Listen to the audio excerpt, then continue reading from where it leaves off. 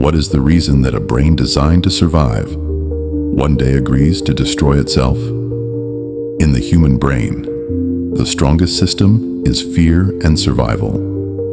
When a person lives for a long time in an environment of fear, deprivation, humiliation, injustice, or continuous violence, the emotional part of the brain, the amygdala, becomes excessively active. This part sees everything as a threat and demands an immediate reaction.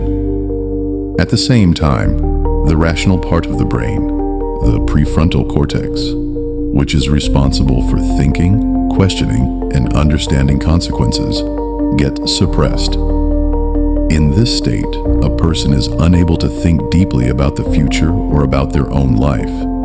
As a result, the brain starts feeling instead of thinking, and the value of life begins to feel lower. After this, brain chemicals further strengthen this mindset. When someone is repeatedly told, "You are special, you are chosen, your death is not useless, but a purpose," the brain releases dopamine, the chemical linked to pleasure, achievement, and a sense of meaning. When a person becomes connected to a group or an ideology, oxytocin is released, which increases bonding and loyalty. Together, these chemicals emotionally trap the person to such an extent that they begin to feel incomplete without that ideology.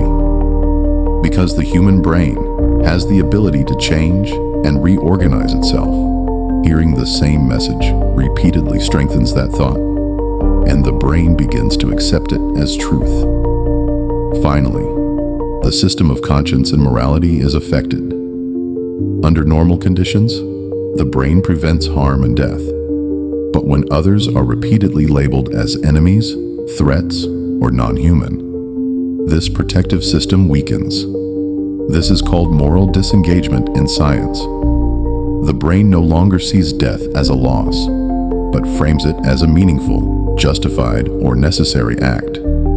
Since logical thinking has already been weakened, this decision feels emotionally right to the person. This is why some people become ready for suicide or suicide attacks.